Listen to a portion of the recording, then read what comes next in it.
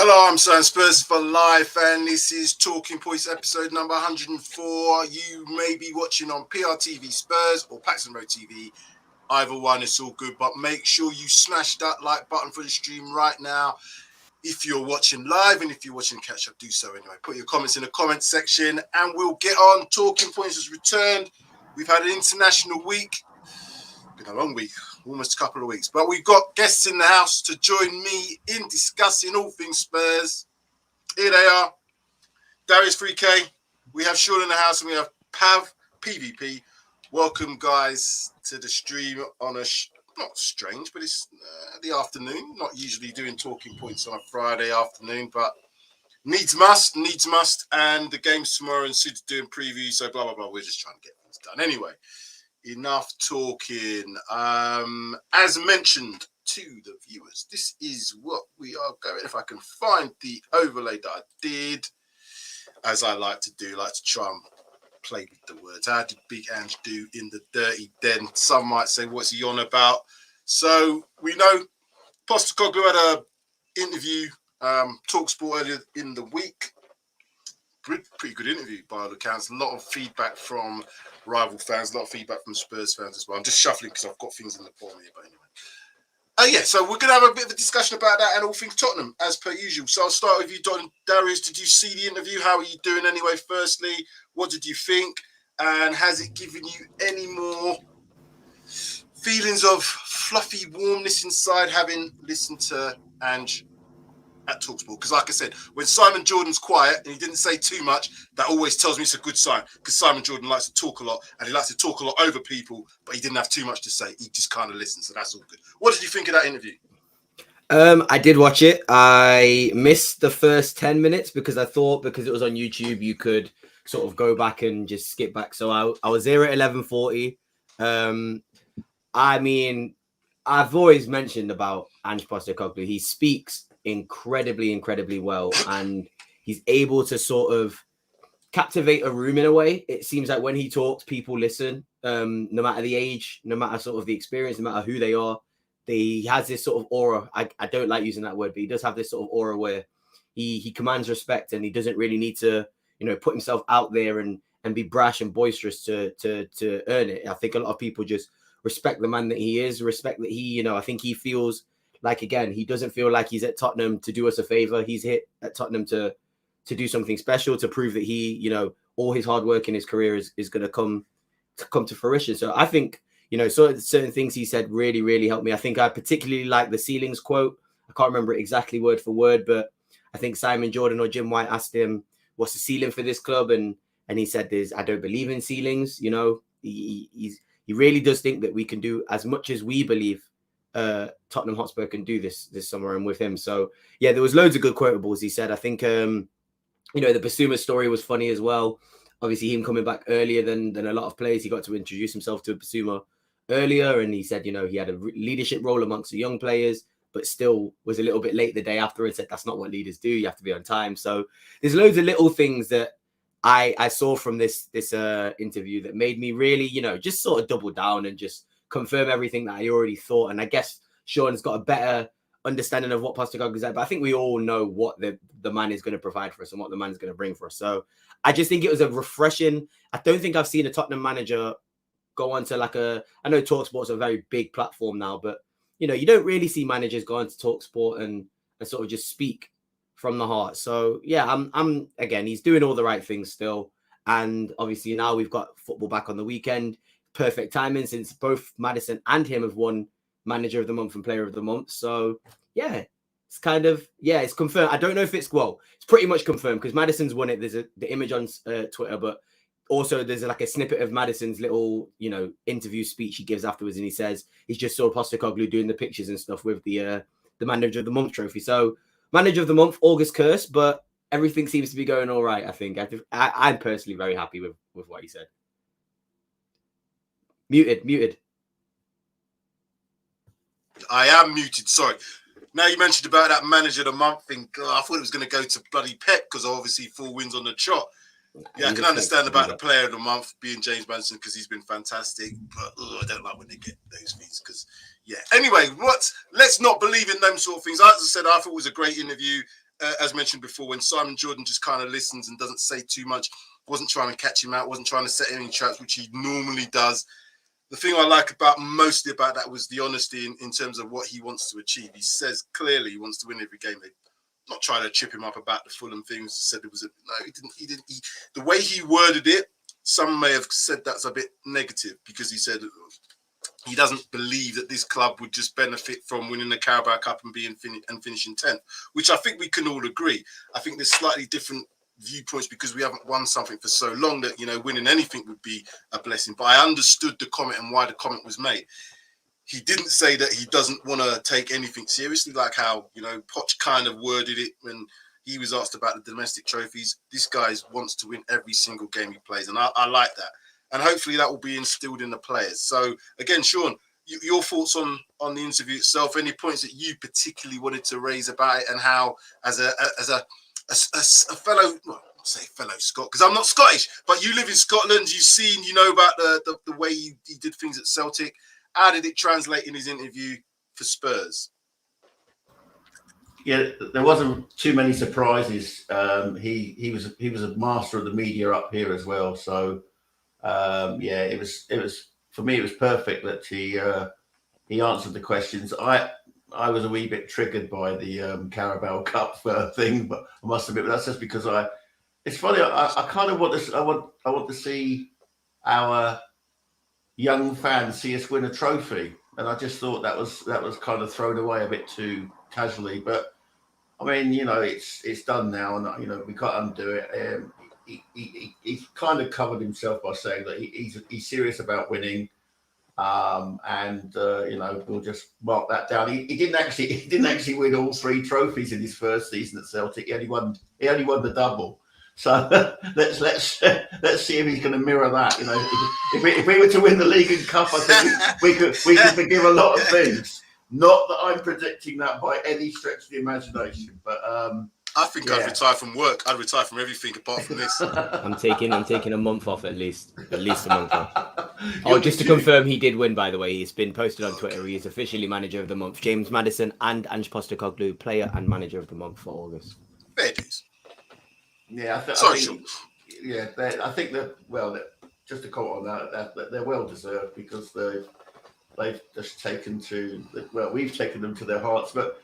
Surprisingly, fans of other clubs have liked them too. I mean, I've lost count the number of, fans from other clubs who say, how much they love Ange Postecoglou. He's just a bloke. I think they said on another podcast, a bloke talking like a bloke, and that's what we've needed rather than someone talking in riddles or driving a whole fleet of buses to either put the fans or the players or the management under them. I mean, I'd still say that there's room for the owners to be put under a bus, but that's just me. It wasn't anything like we're going to make you proud. Blink, look away, don't look in your eyes. There's none of that with Postecoglou. He looks a man in his eyes. He tells it like it is, and you can't get any more than that. Because, as I said, he knows how to use the media. You can tell from his answers. And I agree with you. When I first heard that thing, Sean, about what he said about the Carabao Cup, I was like, are we going back to this sort of thing that we're too good for that? But he kind of qualified it in the sense that, he knows his brand of football has brought him success everywhere he's been. So he's banking on that to be the same at Spurs. He didn't give any timescales, but I know, he's clear in what he does philosophy-wise, and he's clear in terms of improving players. And that's, bottom line, I think that's all we've wanted to see over the last few years. And the feedback that was from other rival fans to say, yeah, this guy's, you can see, you can understand. I just got a little bit of, oh dear, maybe in a couple of years' time, there's going to be people creeping around. But we can't think about that now. He's got to do his job here and win us whatever we need to win in the next few years, however long he's here for. Pav, I know you're on screen. I know you're there in the background. I know you've had to put your camera off, but are you able to have a chat? Can you come off mute if you are? Can you hear? Maybe she can't. That's why she's still on mute, so she's not back yet. But we might catch up with Pav when she does turn back up again. Let's continue on anyway with regards to Ange Postecoglou. So, 25-man squad's been named. The non-homegrown, homegrown players plus the under-21s. When I first looked at it, I was thinking, here we go. We've got some surprises in there. Eric Dyer being one of them. Hugo Lloris being another one. But again, with hindsight, looking back, thinking about it, I can see the why. The Deji, Sarr, and Ashley Phillips are all in the under-21 squad. All three of those, I think, will be in matchday squads. We have to count Ashley Phillips as part of that defensive unit that's going to be, there, because we've sold Davinson Sanchez. As much as we've ridiculed him, he was an experienced defender. Going back to you, starting off with you, Sean, the 25-man squad with the homegrown, with the under-21s. What did you think when you saw the inclusion of some of the players that were in that squad? I wasn't surprised about Dyer. I mean, as you say, he is capable. He is capable of good performances in certain lineups. I don't see it happening under Ange Postecoglou, but he's an experienced player, and what do you do? I mean, the guy wasn't sold. He's earning hundreds of thousands of pounds a week. You have to include him in the squad in case of any unforeseen, the injuries, suspensions, things like that. More surprised about Lloris, particularly as the fact that we in our 25-man squad, we've named 5 goalkeepers. 20% of our squad is a goalkeeper. Now, unless we have an outrageous run of injuries and illness or something like that, we're never going to use Whiteman or Austin or Lloris possibly. I don't know. I mean, there is a case for saying, well, is Lloris not a better number 2 than Forster? It's a question that you could put out there. I don't know at the moment. I mean, on recent record, I think Lloris is probably still slightly better, but not a great deal. And I agree, because this is the conversation me and Darius started to have. We talked about that yesterday in terms of Lloris, the surprise him being in the squad. And I've been back and forth with this. It's a good thing because, not necessarily a good thing. I understand it from the point of view that he's experienced. He's World Cup winner. He's this, he's that. He's been at Spurs for 10 years. He's got all the experience. Previous captain. He is a better keeper than Forster. Don't think he's better with his feet than Forster, but certainly a better keeper overall. But then you think to yourself, he was the captain. He's been the captain of this club for some years. How is he going to be integrated into the dressing room? How the leadership group, the new leadership group, going to be able to, deal with that situation? Because, it's like working for your old boss sort of thing. And Ali Gold kind of touched on that. It's a bit weird. You don't want to be giving orders to your old boss, but then you've got to because you're in that position. It's down to Lloris. If he's a professional, as we've talked about previously, then he should accept his new role. It looks like people like Højbjerg have accepted their new role. Whether or not people like Dyer have, I don't know.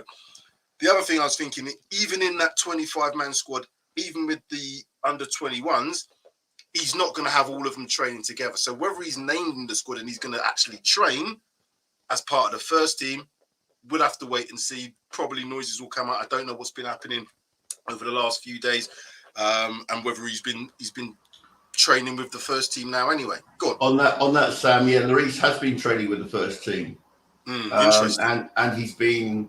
And Vicario has actually said that he's been very helpful to him at settling and with just general things. So I think he's going to be in or around the first team squad. Let's not even go there, to be honest. So yeah, Lloris will definitely be in or around. I saw training pictures yesterday on social media, which showed Lloris, showed Dyer. So they're obviously in and around the first team squad, and whether they get used, that's obviously down to the big man. Ange has said that he's been very happy with Lloris. Lloris has been very professional, has accepted the sort of transition, and he's obviously said that I'm a candidate of change. And if you don't, you can't be a candidate of change and not change, and he has done. He's created a whole new leadership thing. He's gone over the heads of the previous leadership team, and therefore, I'm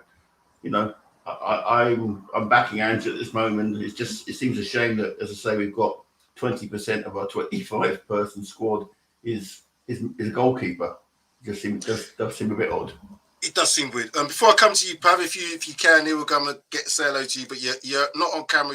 Your internet is a little bit fiddly, shall we say? Darius, what's your thoughts on the squad? The naming of Dyer in there, the naming of Lloris in there. There's a few players who I believe are first team players who are in the under 21s, as I've mentioned already, and I think they're going to take up 3 of the places on, because match day. How many players can you nominate now? 18. 18. So you've got your starting There's 11 5 plus. subs now. I think it's 18. It's not. It's not 16 because we've got 5 subs. I'm pretty sure it's 18. It might be. I'll check that as well. But that means 7 subs on the bench. So you're not naming 25 players on the bench, obviously, if that's the case. So I'm not sure if people like Dyer. It all depends on what happens with Lloris. Does he consider Lloris to be the number 2? And if that's the case, I would be happy to go along with that. Provided, do you think that decision has been made since Forster started the Carabao game? Well, yes and no, because it all depends on what happens with Vicario. If Vicario is number 1, usually with keepers, you don't usually get injuries with them. They'll play through the season. If, for whatever reason, he does get injured, has a suspension, whatever, there's a decision to be made, depending on how long the injury or the suspension was. Do you bring in someone like Forster, who you could probably rely on for a game or 2, but then goes down in stages like Optimus Prime, as we talked about? Or do you bring in a seasoned professional, knows the club, knows the team, on his way down? He's not at his best, Lloris, but still would command a role at probably most clubs, but he's not gone on and moved as a number 1. So is he going to be happy to be the number 2 and just come in piecemeal? I don't know. What's your thoughts on that before we come to PvP? I don't know. I don't see the point in bringing him back. I think that decision's been made. Even if he's the better goalkeeper per se, and some may say he is, some may say he's not. I probably think he still is. What benefit do you gain from bringing back Lloris? I don't see one. I believe that he has a good, I think he's got a good head on his shoulders. I think he's a legend of the club. He's been here for years. I don't think he's going to start ripping up trees and causing disruptions in the locker room or dressing room, however you want to call it. But at the end of the day, there's a clear sign of progression and change within the club. He got rid of Sanchez, and relied or put the dependency on Ashley Phillips to be his 3rd choice centre back. So I think there's a lot of risks being taken. There's a lot of chance that Postecoglou's putting on these players to come good and perform. And, it may be a risk. We may have to put Brandon Austin in there. I also think with the 5 goalkeepers, I'm pretty sure you must get to change your 25-man squad in the January window, right? Given transfers. So again, I feel like with AFCON coming up and our centre mids, basically both our starting centre mids going to AFCON, I think that the players will be signed, and it would be very easy to drop somebody out of a 25-man squad. And also, you never know, players might get a move in January. I think it's much more safe to include the likes of Dyer and Lloris and these players who maybe are on the fringe, because you don't know what can happen with injuries. It could be a big. I saw what happened to Romero on the weekend, and I know he's not any of those positions we've mentioned, but he was on the receiving end of a very, very, very bad tackle and could have, that could have gone anywhere. Son as well, for the penalty claim that he had when he was playing for South Korea. These tackles could have easily have ended in 6-week injuries. So better to have the players in the squad than to not. Do you know what I mean? You can always, you don't have to play them even though they're in that 25-man squad, as he said, Sam. I think Dyer and Lloris understand that they ain't in the plans and they may not even get onto the bench, but they made that decision to stay at the club. Lloris had an offer from Nice, and Dyer, really could have potentially looked for clubs, but he didn't want to look for clubs. He didn't want to leave. So unfortunately, if the manager's told you and he's been honest with you and said, look, you're not in the squad, you're not going to be in the team, you can't really complain if they're not going to be in the squad. They have to find different roles for them to play. So clearly they're not that bothered, since, Lloris dug his heels in and Dyer also dug his heels in and I wanted to stay at the club. Yeah, Ange has said, though, categorically that he's not one of those managers that's going to take a player and say, what did you give me for? What's he doing here? He'll work with everybody within that squad, which is a professional aspect and good thing to say, but I don't know if he'll actually do that. Do you know what I mean? It's a good thing to say to give those players confidence if he needs them. In reality, you're right. It might not work out like that. But what I am saying is that there could be a scenario where we do have to rely on these players. I don't want to rely on direct centre back, so I'm hoping that Ashley Phillips is going to be a good understudy. I don't really want to see Lloris in goal, if I'm honest with you, because we've seen 10 years plus of that as well. And I know that he's not the same keeper as Vicario in terms of being able to play at the back, which will then have a detrimental effect on the whole philosophy system that we play. So I don't know if he would make that decision, unless, of course, Lloris has improved over the summertime. I'm not quite sure. Also, sorry to just one more really quick thing. Sorry, Sam. I just look at the example of, you look at the Sancho situation, and I think that's probably why he's probably choosing to go this route, because Ten Hag has clearly, not got any faith in Sancho, and now look what's happened to his team. I mean, Anthony's out of the picture. Garnacho, I think, is coming back from injury, and then you've got Facundo Pellistri. So he's put himself in a situation now where Sancho is not going to want to play to his level for Ten Hag, doesn't even want to apologize to the guy. So, he's ruined, and you never know when you're going to need to rely on a player. Do you know what I mean? I just think that it's better to keep a good relationship and just maybe say things that the players might want to hear, as opposed to doing what Ten Hag has done and completely X'd off Sancho. And now they've got no right wingers in form or available. He's still not going to play him. So that's, I think, the mentality and the mindset that Postecoglou is taking with these fringe players. Yeah, we'll have a bit more discussion about those sort of things in a minute, and also about Brendan Johnson. A couple of comments in there. But Pav, are you there? Pav is just doing one of these things. She don't want to. She comes on screen, she's there, and then she's gone again. I know the internet's not the best there, but you're making me look like a mug here. You're making me look like a mug here. Jesus, Sean. Tomorrow's game, we're not going to go into it too much because obviously there's a review, but a preview, should I say? But we have got a couple of players, well, at least one player who joined towards the end of the transfer window, Brendan Johnson. Deadline day. Deadline day, yeah, it was deadline day. Now, he's an exciting prospect, yes, very, very exciting. And I think with the setup that we have and the players that we've currently got and the attacking philosophy that we also have as well, he's going to do well. Do you think he's an immediate starter? No, I don't think he's an immediate starter. And that's not due to his abilities or not. It's just the fact that he's arrived so late, and he will probably not be up to speed with, Ange's ball. So I would say he may get a. I would expect to see him from the bench tomorrow. Let's get quick before we go on, because you made me look like a mug here, Pav. I'll tell you that straight. You made me look like a mug. Now, I'm so sorry. Everyone's coming in. I'm not promoting. That was so funny. You came on and I was like, I was waiting for Darius to finish and I was going to come back. Then he went off screen again and I was like, Pav. No, Pav. Anyway, how you doing? We've talked a few little things already, but just give your view on again, Ange in the interview and your thoughts on the 25-man squad before we just get into a little bit of other stuff. What's your thoughts overall with Ange, how he did in that interview? I think he done really, really well. Like, after watching that, I was like, there was no surprises there. I already said this before. I love Ange as a manager. I think he's perfect for us. And the way that he speaks, he knows how to speak as a manager. And if we compare how the likes of Conte and Mourinho used to talk, he is just beyond that. And he's very professional. And the things he was saying, like, especially about the fans as well, like, the fans are the heart of the club. Like, he knows how important the fans are. He's relying upon us. He turns to us for our reaction. He's like, the fans will tell us what they want. And that's what we need as a club as well. And he respects us. And I love that. And you can tell as well how he respects the players. He loves Maddison. He loves Basuma. And just the way that he's going about it. And you can tell completely that he's going for that rebuild. He's going for that understanding of what Spurs are about, that attacking football. And that's what I love. I love someone that can come in and understand what Tottenham are about and say, right, okay, I'm going to get Tottenham to the standard that they should be. And he's not one of those managers that are like, right, okay, I'm going to come in. That's it. We're winning a trophy. That is it. And then they do their whole thing of what they think Tottenham is about. But with him, he understands. He listens to the fans, and that's what we need. So in terms of Ange, I love it.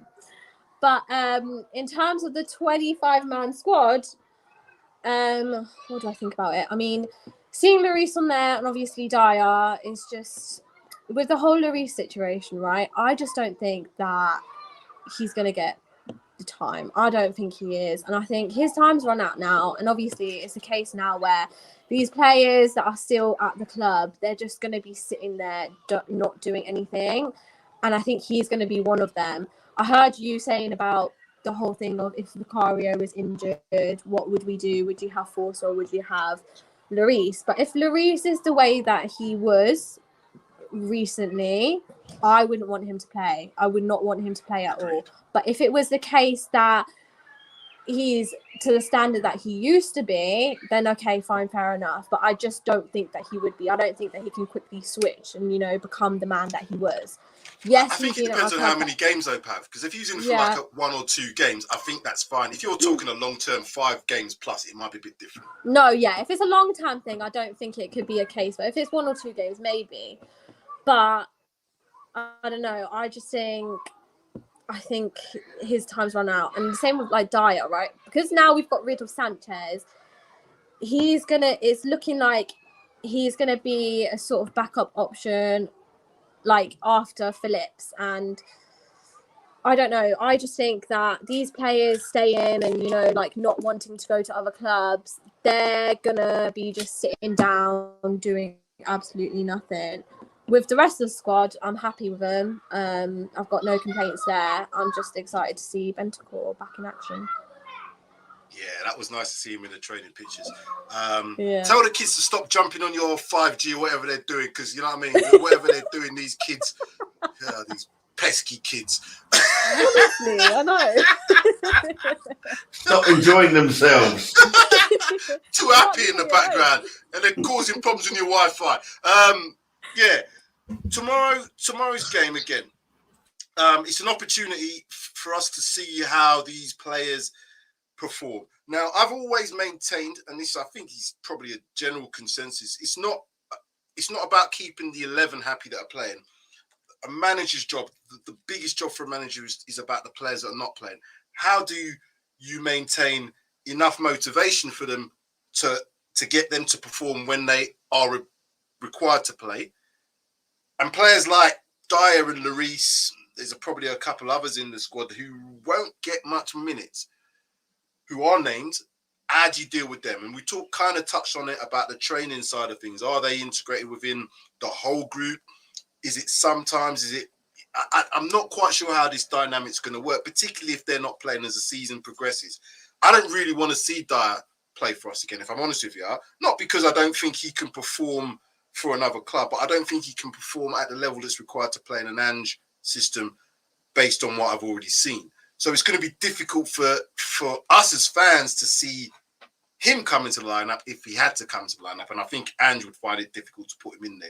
But as I said, it's not about the 11. It's about the other 13, maybe more players, how you keep them. How do you think he's going to go about that job, Darius?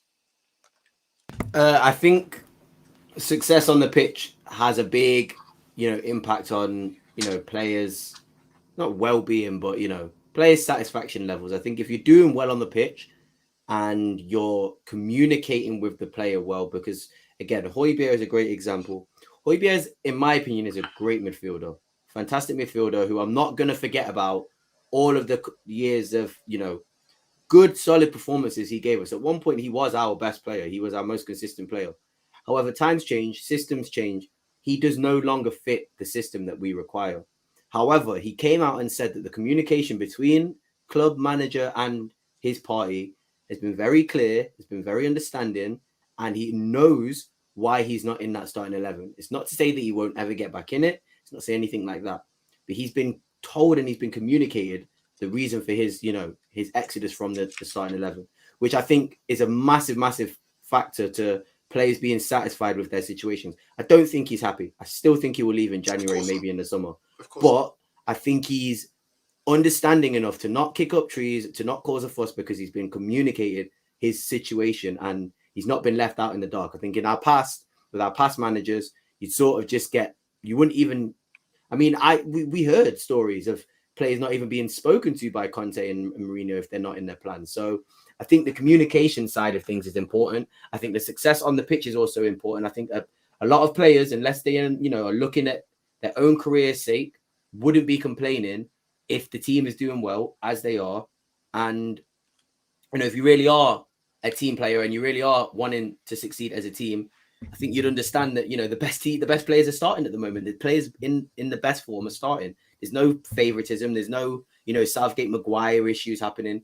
Ange Postecoglou has started the players who were playing well. Richarlison got a lot of starts. He wasn't playing well. He got dropped. Doesn't matter his price tag. Doesn't matter whatever. He's playing the best players that will fit his system, that are in the best form. And I think that that's been communicated to all the players, and I think they all understand. And instead of complaining, are doing the opposite and wanting to improve their performance to be able to get into this starting 11 and be part of this, this squad and this future of the club. So, yeah, I think it's communication, success on the pitch, the manager as well. I think they all play big roles, but it's a complete different story to if players weren't in the plans of our previous managers. Ange Postecoglou is letting players know from early, either you're not in my plans, you can work hard to get in my plans, or it's going to be difficult to see you even playing at all. And unfortunately, I think Dyer is one of those cases. I think he's just a little bit, don't want to call him big-headed, I don't want to call him cocky, but I think he feels like he could make an impact in the team. Whereas I think he's done. I don't think he's going to get a look, say. So if I was him, I'd start, lowering my expectations of getting in the club, getting into the squad, and maybe looking at a move. Everton's his level. I think he'd be perfect at Everton with Sean Dyche. But again, I think Dyer is one of those players where he's going to want to try and fight for a place in the team. And you can't hate a player for wanting to fight for a place in the team. But yeah. With the Dyer thing, I think because he's got a year left on his contract, I think he's probably maximising his options for the summertime. I think he'll have big wage. Yeah. Because he'd probably get 1 or 2 offers in January, but maybe not as many as if he was available on the free, because Spurs are going to want some sort of transfer fee. So if you wait 5 more months, you can probably have a bigger choice, let's say. But what are you getting for Eric Dyer realistically? Like, I know he's an England international, but what are you realistically going to get for him? I mean, he's been at the club long enough to where I would let him go for a free. I understand. But if you look at people like Harry Maguire, you mentioned before, Gareth Southgate seems to trust him in playing for England. He hasn't played for Manchester United. And nobody at Manchester United in the last year or 2 thinks that Harry Maguire's at the level that he can play for Man United, but yet he's at the level to play for England. So, again, it does depend on what managers see, what players actually bring out for a manager that they play for. So Dyer's situation, he's seemed to get in the team regardless of whether it was, when we went from the Mourinho to Nuno to what's it called? To Conte. Forgot his name. In between with yeah, exactly. I've forgotten his name. I mean, Mason as well. But what I think the communication, and Sean might be able to pick up a little bit more of that, he doesn't do a lot of talking, Ange, to the players directly.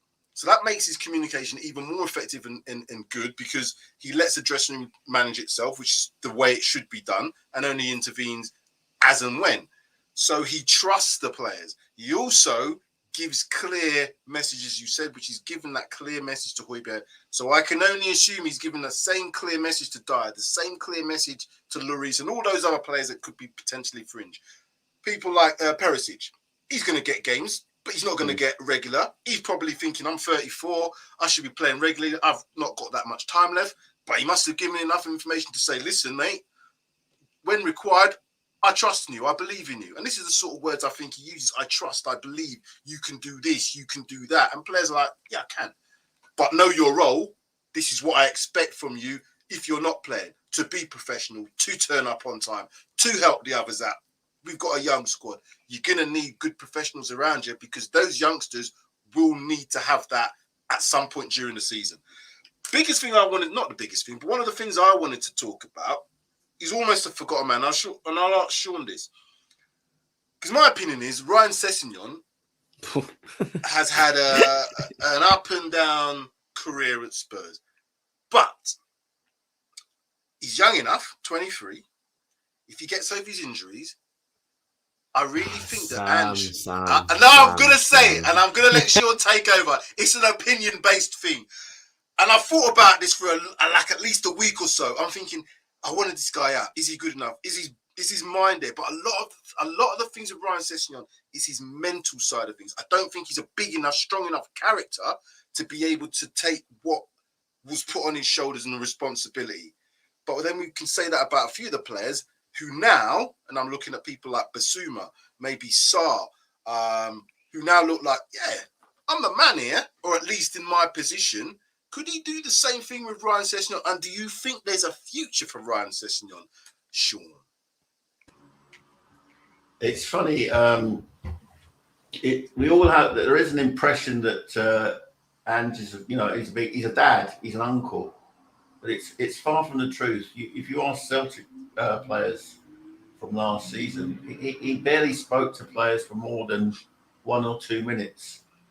If you'd asked me 6 months ago about Sessegnon, I'd say he was a kid who never grew into the shirt. He just never grew into our shirt. It was a step too far, and I think his body is absolutely ravaged with and it gets to you in the end because you put the burners on and you feel a twinge in that hamstring, and you just lose it. You just lose your will to get. I mean, they've said that this latest operation is the creme de la creme for this particular issue he's got, and should fix it permanently. I don't know. I'm kind of with you, Sam. I think mentally he's not going to grow into this. I'd love to be proved wrong, because the Sessegnon of 17-18 was a phenomenal talent. But if you don't trust your legs, which is what you earn your corn with, I don't know. I suppose the jury's out. We definitely need coverage for a Destiny, and we haven't got it at the moment currently. Well, not we've got Davis who can do a job, but he can't do the same job as a little doggy, So, no chance. So I think, we definitely, it's definitely a position where we're again, an injury to Destiny, and we're in a bit of soupy bubble, You know what that, and I'll kind of come to, I want Pav's opinion on this one, but I just thought Pescozzi, who we see, Pav's doing this on purpose. I swear, she's trying, because comes to her now, she's disappeared again. You're back. Can you hear, Pav? You're on mute, by the way. The kids, man, these pesky kids are. Yeah, it's the Wi-Fi. Oh wow. And now you're on a bit of a delay as well. This is going to be difficult. Anyway, right, what was I actually thinking I was going to say in that moment in time? It's all gone out of my head. But in terms of, that position, Pescozzi I was talking about, that left back position for us is a bit more of a hybrid position because of when we're on the ball and players playing in midfield. So you kind of want someone who's comfortable on the ball, who can come into that position. And I'm not quite sure that Sessegnon fills that void if Destiny wasn't playing and he was fit. I haven't seen Sessegnon play infield enough to tell me that he's got the ability, because when you play on a wing, you effectively look inside, you can see everything that's going on, and it's fairly easy to understand the game when you're on one side or the other. When you're in the middle, it's a whole different dynamic, and that's where I think he'd need a lot of coaching. Ben Davies, I think, can do that. But again, long term, do you want to have Ben Davies, who's not as good recovery-wise as someone like Destiny? No, you wouldn't. But Ben Davies is a professional. I think he can do a job. Sessegnon, do you think he's got a future at this club, Pav? No, I don't. I think, as blunt as it is, no. Because the thing is, right, I agree with everything that you have said.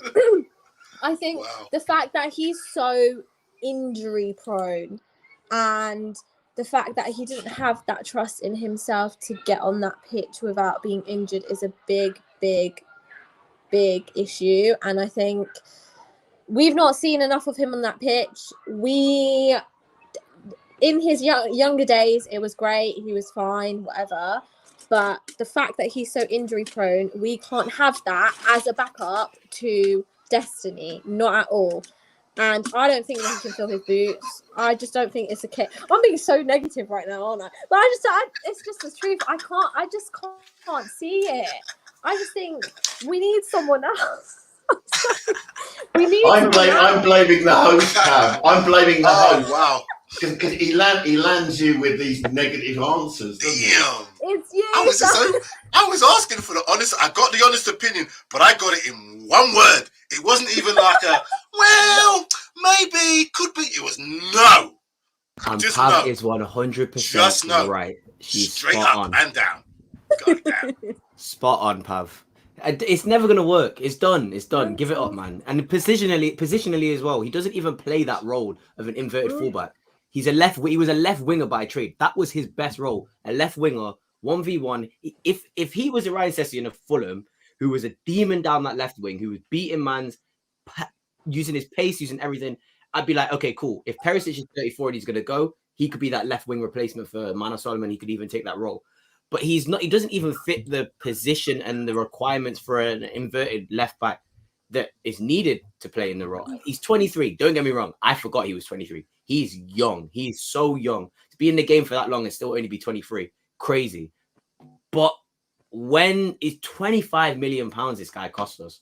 Basuma costs the same price. I just don't know when is it we just say, you know what, cut your losses and try and find somebody else, because I just don't think he's ever going to come good. Those hamstring injuries are horrible. I can't even blame him. He's been hurt, ravaged by injuries, but he ain't going to come good. I could tell you that now. For free. Ain't worth even putting the money. He ain't going to come good. Fun fact, guys. Eric Dyer cost us 4 million. 4 million. Is the thing. So I just think with Sessegnon, 23 years old, send him to Crystal Palace. Unfortunately, I just we're moving forward. I think Ange Postecoglou's put us in a position now where, again, I'm willing to give people chances, but you know, the likes of Sarr and the likes of Basuma, who have come in and impacted straight away, I just don't think Sessegnon's going to have. And I do think the manager, Postecoglou, is the right manager for him. I just don't think he's going to be able to have that impact that we are. I think it's more hope. I'm sorry, Sam. I think it's more hope than like he's actually going to come good. I think it's more we hope he does, because he was a great talent back in the day. I think you're right. It is more hope. It is based on, because if I base it on what I've seen and previous experiences of Sessegnon, his body doesn't work. It gives up on him, and to have that at 23, not even so sad. It is terrible, because horrible. You don't get better unless he's got some really good, serious, medical procedures that's going to help him with this new injury. You don't usually get better with age in terms of being injury prone. So is it hamstring surgery he's having then?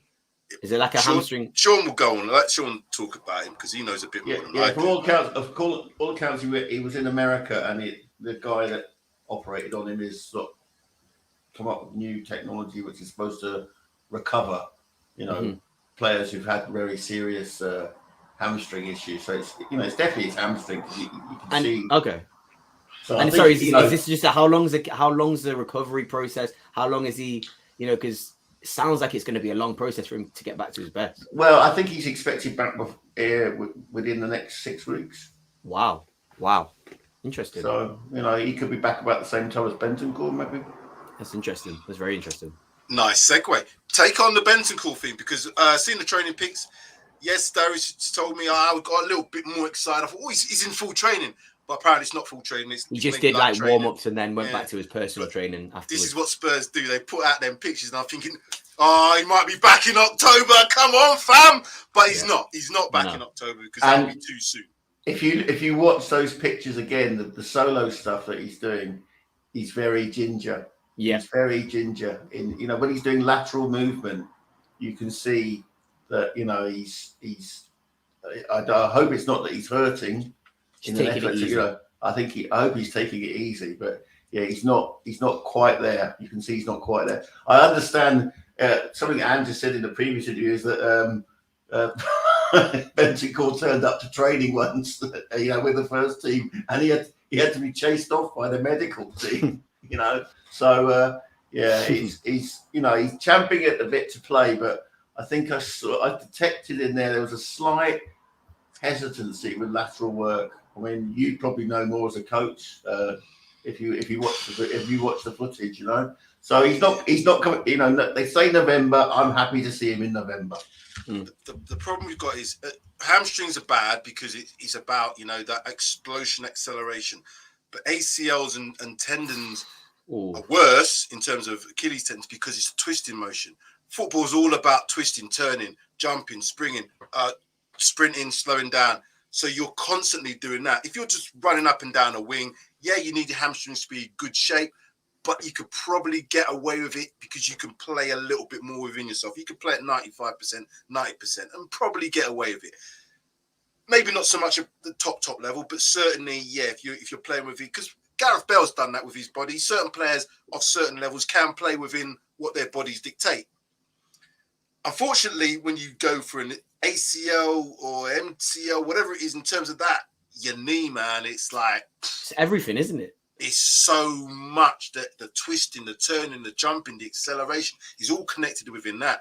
And he has to get over that mental aspect first before we can even think about playing to the same level he's got. So this is why it's going to take up until November, because he might start training fully by the end of September, but he's got to go through that whole mental process of, do I trust my knee? Yeah. Can I go in for this tackle? Can I jump? Can I make this header?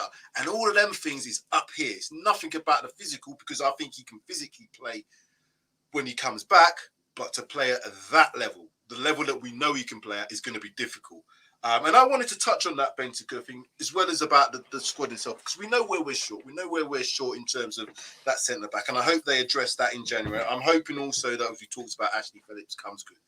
But what else do you think? And AFCON. That's what I was going to say. What else do we need, bearing in mind we have got the AFCON to come up, Pav? Since the pesky kids... Oh, here we go. They might be She's back. The pesky kids might be back. Here we go. The pesky kids are back. The pesky kids are back. Darius then. And then on to short.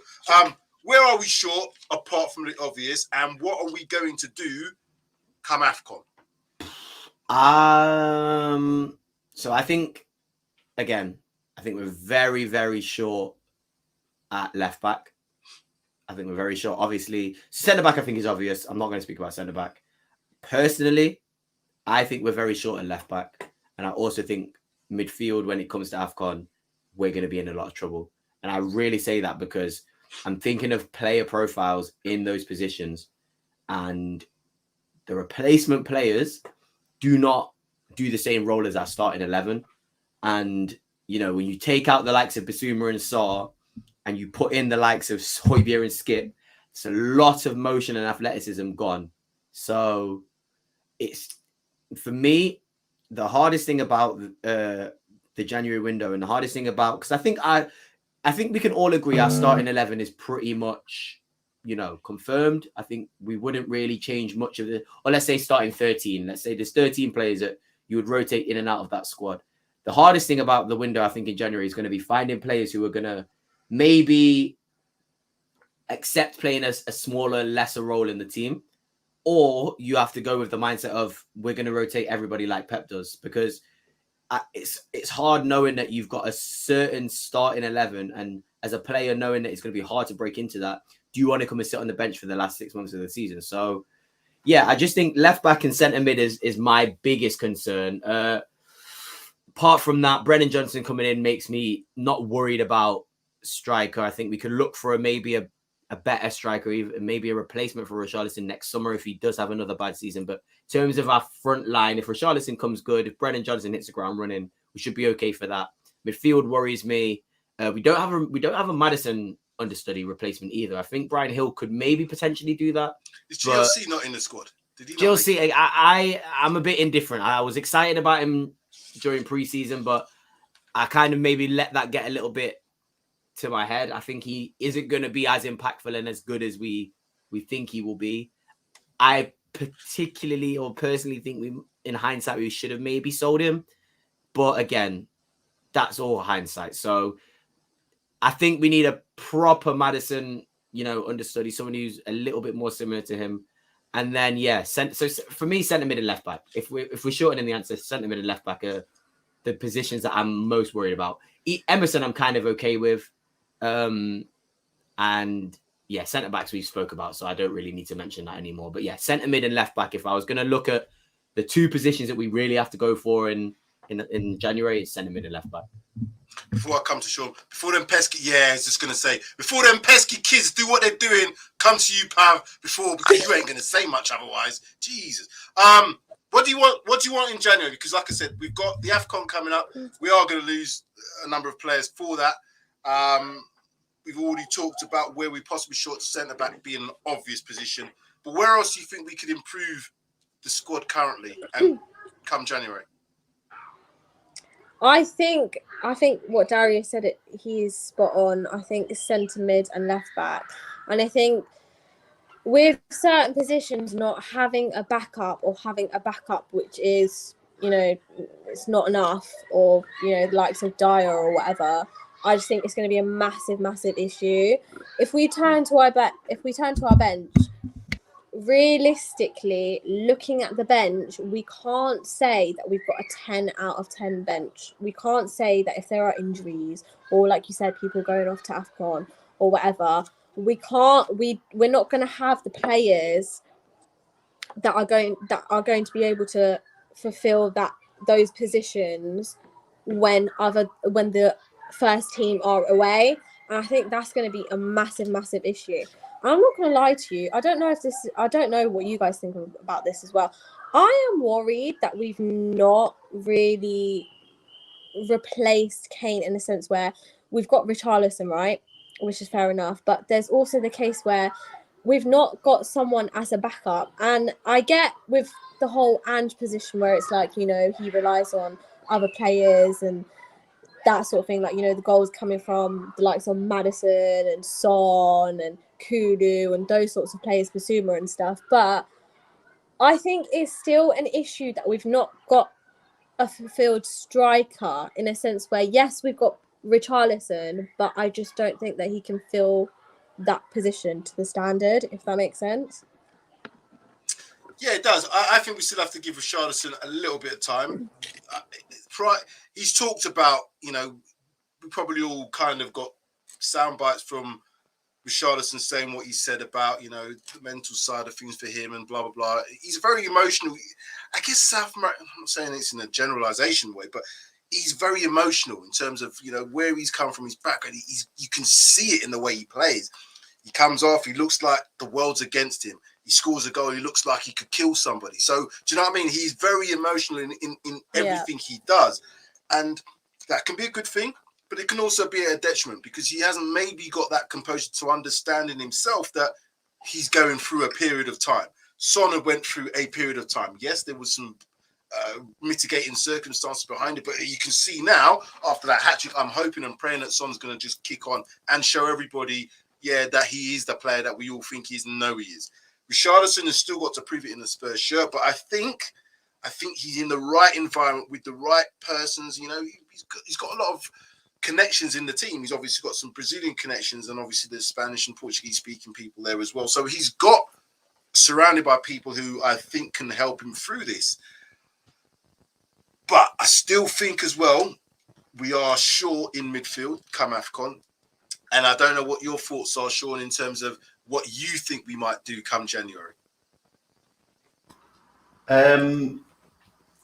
It's very difficult to know what we're going to do in come January. I mean, the other unspoken thing is, we keep concentrating on AFCON, but our club captain is going away to the Asian Games. So there's an Asian tournament as well. So we won't have Son. So we won't have Son as well. When is that, Sean? Sorry to interrupt. I think it runs concurrently with the African nations. So that'd be wild. I didn't know that. I didn't know that. So that'd be wild. It's around about the same time of year. So we're going to be missing the club captain. He has had a galvanizing effect. You can see he's well respected within all the different cliques, if you like, around the club. You've seen the pictures, you've seen the stuff on Spurs social media. It's going to prove difficult to you. I've already raised that I think we've got an issue at left back that we don't have cover for Destiny.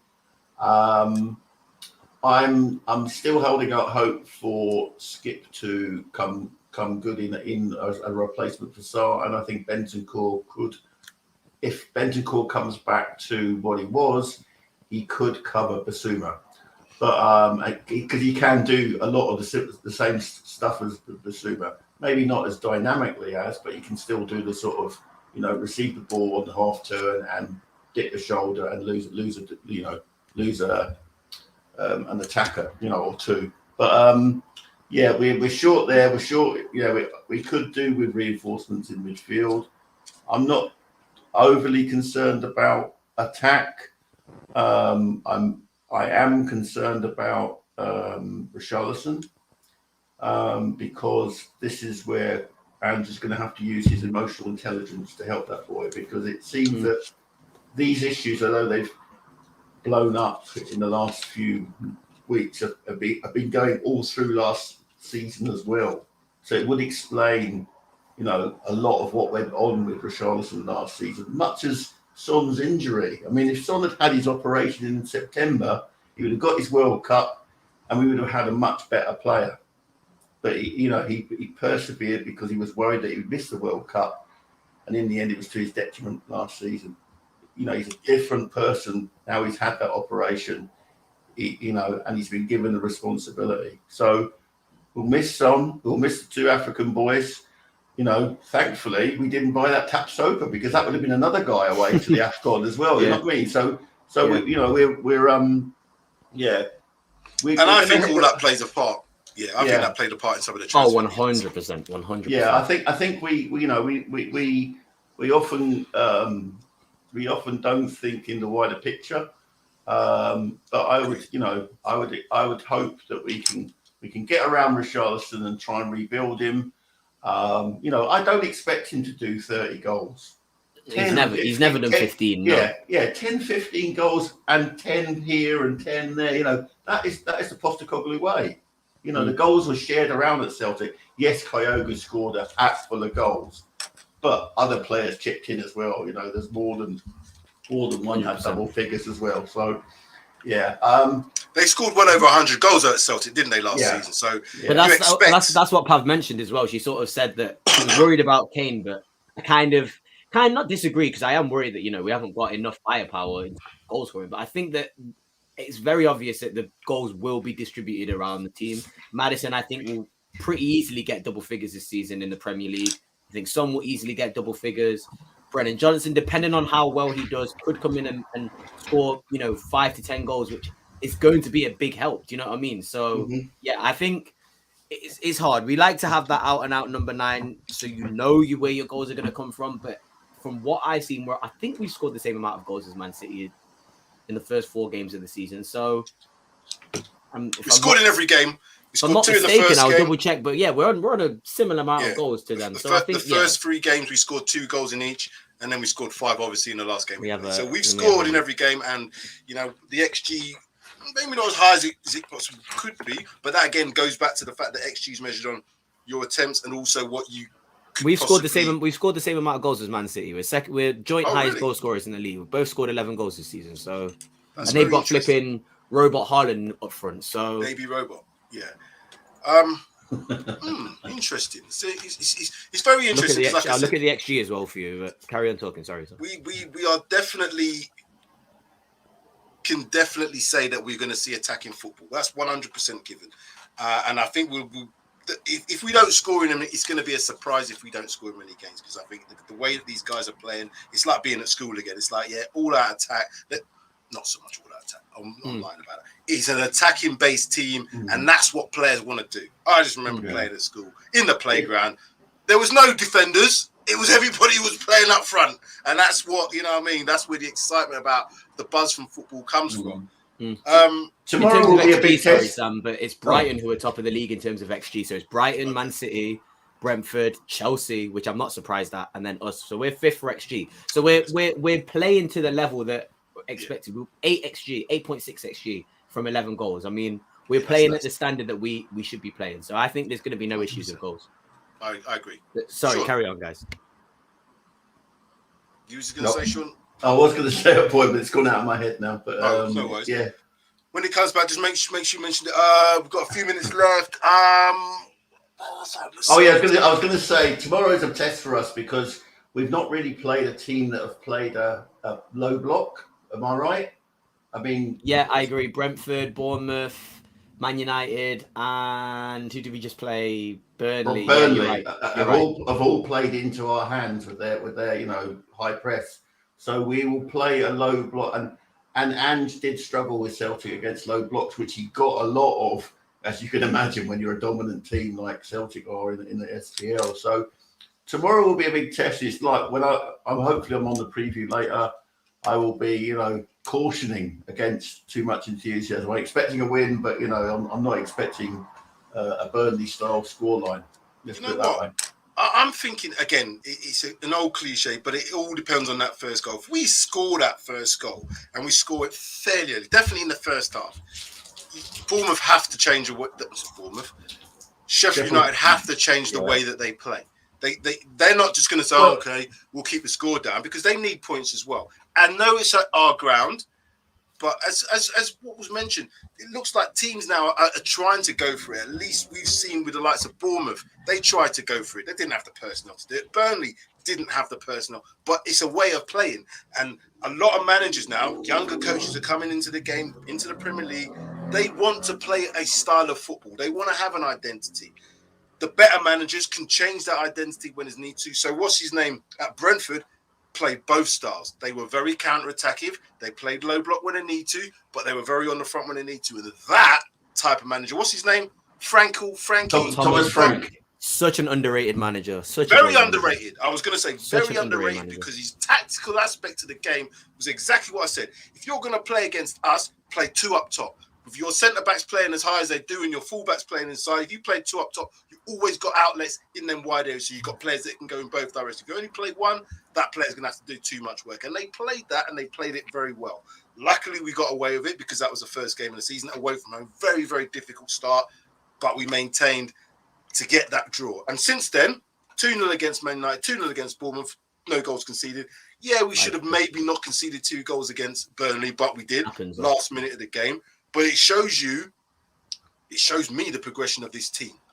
Score that first goal, and I think teams are going to just try to open up, and we will bury them, in my opinion, unless you play a team that's just getting that, like Liverpool. Liverpool game is going to be so interesting because that is going to be ping pong back and forth. Oh yeah, but we're not going to change the way we play, are we? That's the thing.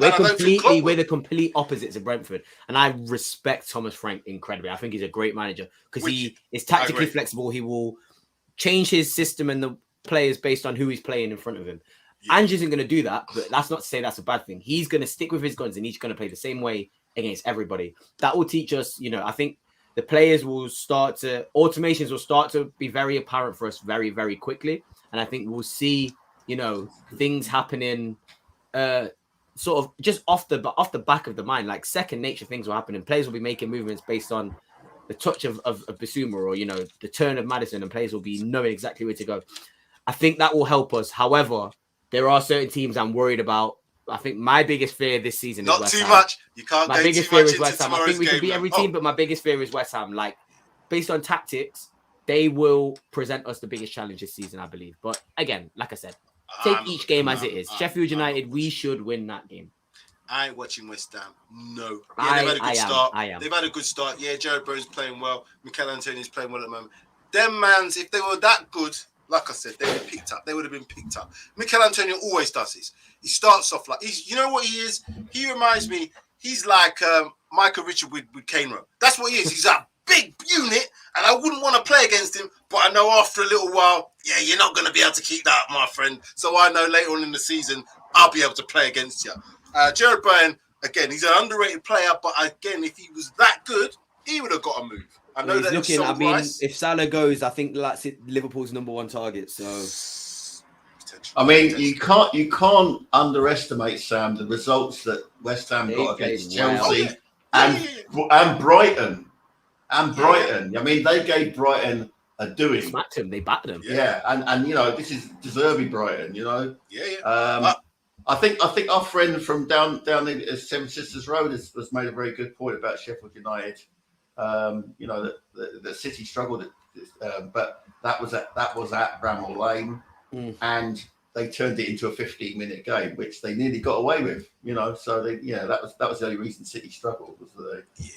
I think we'll go all out attacking that, and I think that's what Ange wants to see. I think he doesn't want slow starts to games. You know, we've been notoriously slow starting when we looked at last season and Conte. Oh, it was awful. Whatever, it was horrible. We'd literally give teams a goal in the first 5 minutes. We'd give them. We'd lose the first half. Most of the times we'd lose the first half and expect this team to come out and play the second half.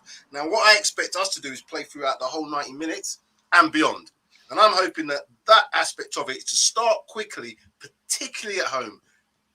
Get that goal. If you look, and I don't really want to do it, but I'll have to do it anyway. If you look what Arsenal do, that's what they try and do, particularly at home. They go for it. They go for it. They go for it. Within that first 5-10 minutes, if they get a goal, it changes the whole dynamic of the game. It really does. They also can turn on very quickly as well. When they conceded against Man United, it's like they were deliberately like a level below, and they knew that they could just switch it on as soon as they conceded, which is a good. That's something City do. That's very reminiscent of City, where they will sort of lull you into a false sense of security, and then it will be like, boom, we can just turn it up that next gear and score, because they scored instantly after Man United scored. So yeah, but let's not do the North London Derby preview. That's next. That's next week. I hope the silver one's still in the comments. It's time out. Because Sid's going to start saying, "Oh, we're doing the preview show." No, we're not doing it. So that's it now. Viewers, make sure you smash a like on the stream for us, PRTvSpurs and Paxton Road TV. You know the drill.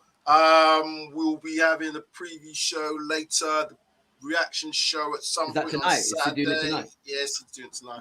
I might not be able to make that one, so you two might be on that if you're available. And Judge Jodi, of course, for the Judge Jodi. There's not much crime of the week's going off at the moment, so it's like, well, you know what I mean? It's nice to watch that. I've got something to nominate for it, yeah. We'll wait for that to happen. But yeah, make sure you watch all the stuff coming out on PRTvSpurs, Paxton Road TV. You know the score. I hope you've enjoyed it. That is it now. Funny time on being on a Friday afternoon, but hey-ho, needs must. Pav, the pesky kids, I know, so we'll see you at some point as well. Darius, thank you. Sean, thank you. Thank you for watching as well. Come on, you Spurs. And congratulations to Big Ange and Madison. Thank you. Player of the month. I know it's a curse, but that makes me very happy to see that, you know, recognition is being shown to our team, because we've had a great start to the season. So well done, Madison. Well done, Big Ange. Let's see if we don't get any curses. We'll love him, Big Ange. Right then, that's enough now. Before the singing starts, you might get a bit later on with Sid, but that's enough now. You're definitely going to get that. You're definitely going to get that. Come on, you Spurs. More developed, but more developed.